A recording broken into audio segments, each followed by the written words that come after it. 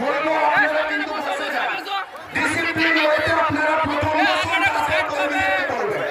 যার অপেক্ষা করছিলাম সেই অপেক্ষার অবসান ঘটিয়ে ইতিমধ্যে সংগ্রামের মাটিতে বিভিন্ন লড়াইয়ের মাটিতে শ্রীরামচন্দ্রকে যেমন বুঝি তেমনি রাম বলতে আমরা রাজা রামমোহন রায়কে বুঝি, যিনি নিজের স্ত্রীকে সন্দেহের বশে অগ্নি পরীক্ষার নামে চিতায় তুলে দেননি, সতীদাহ প্রথা রোধ করে অন্য স্ত্রীকে চিতা থেকে তুলে বাড়িতে পৌঁছে দিয়েছিলেন।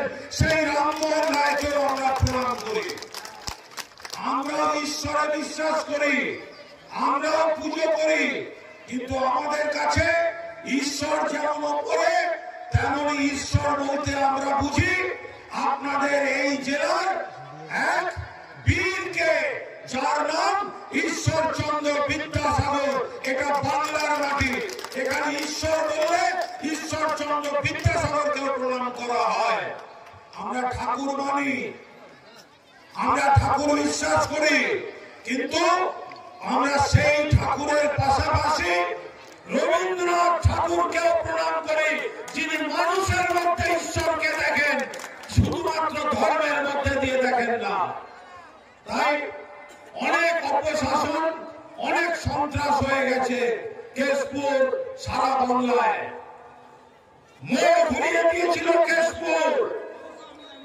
আজ মমতা বন্দ্যোপাধ্যায়ের নেতৃত্বে উন্নয়নের যজ্ঞ চলছে, সবার জন্য উন্নয়ন, এলাকার উন্নয়ন, রাস্তা আলো জল, আর বাড়ি বাড়ি উন্নয়ন, পরিবারের উন্নয়ন। তাই আমরা একটাই কথা বলি, रोशनी चांद से होता है सितारों से नहीं, रोशनी चांद से होता है सितारों से नहीं, मोहब्बत तृणमूल कांग्रेस और टीवी से होता है, दूसरे किसी पार्टी से नहीं।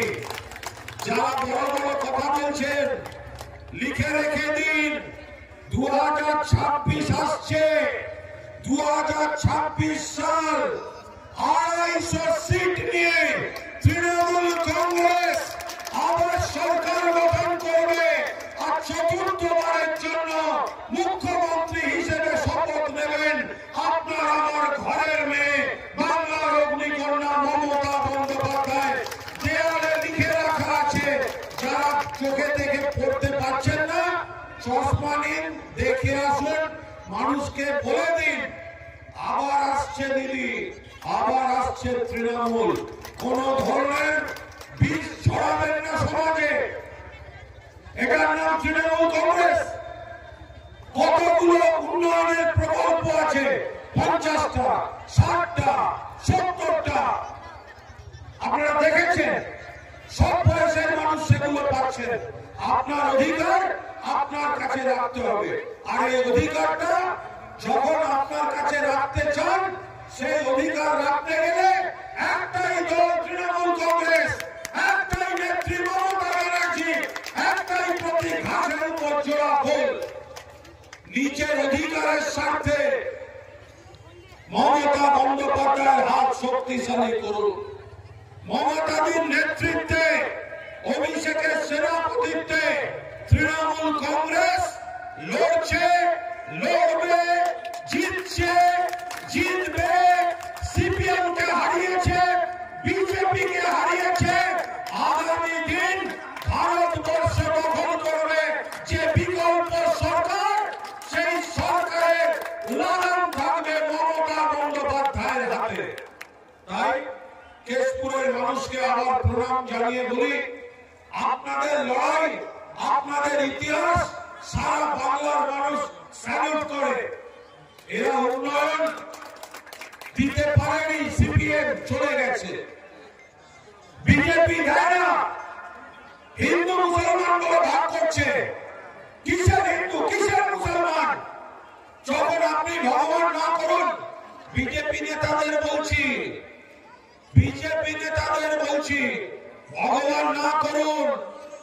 যদি হঠাৎ কোন দুর্ঘটনা হয়, হসপিটালে গিয়ে যদি রক্ত নিতে হয়, তখন বলার হিম্মত হবে তো যে হিন্দু ছাড়া কারোর রক্ত নেব না?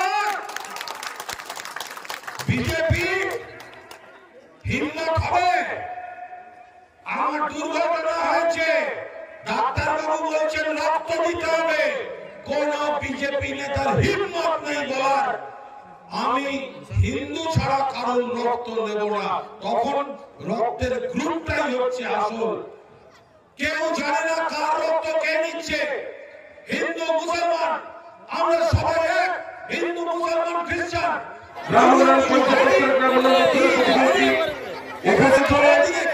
অঞ্চল কমিটি সমেত অঞ্চলের বিভিন্ন প্রান্ত থেকে আগত সভাপতি, পঞ্চায়েত মেম্বাররা সরাসরি আছেন। আপনারা আজকের দিনে মুখ্যমন্ত্রী বলেছেন যে বাংলাদেশে যা হচ্ছে আমরা চিন্তিত, কিন্তু এটা রাজ্য, ওটা একটা দেশ। পশ্চিমবঙ্গের কিছু করার নেই, কারণ আন্তর্জাতিক বিষয়। কারা করতে পারে? কেন্দ্রের সরকার কিছু করছে না, শুধুমাত্র ভোটের জন্য ব্যবহার করার চেষ্টা করছে, মানুষকে উস্কাচ্ছে। বাংলায় আমরা সবাই এক থাকবো, উন্নয়ন আসবে। আর এত বড় দল তৃণমূল কংগ্রেস ৯৯টা কাজ ঠিক হচ্ছে, ভালো হচ্ছে। যদি কোথাও কোনো সমস্যা থাকে, ভুল হয়, অন্যায় হয়, তৃণমূল কংগ্রেসই সেটা শুধরে নেবে, তৃণমূল কংগ্রেসই সেটা সংশোধন করবে। তৃণমূল কংগ্রেসই হচ্ছে তৃণমূল কংগ্রেসের বিকল্প। এর বাইরে বাংলার মাটিতে দ্বিতীয় কোন দল নেই যারা তৃণমূল কংগ্রেসের কোন বিকল্প হতে পারে। তাই কেশপুরের মাটিতে আবার বলবো, 2001 সালে মমতা ব্যানার্জি এবং তৃণমূলের উপর যে হামলা হয়েছিল, আপনারা সেই ভয়ঙ্কর ঘটনার প্রতিবাদ জানিয়ে প্রত্যেক বছর যে সভা করেন, মাননীয় মন্ত্রী শিউলি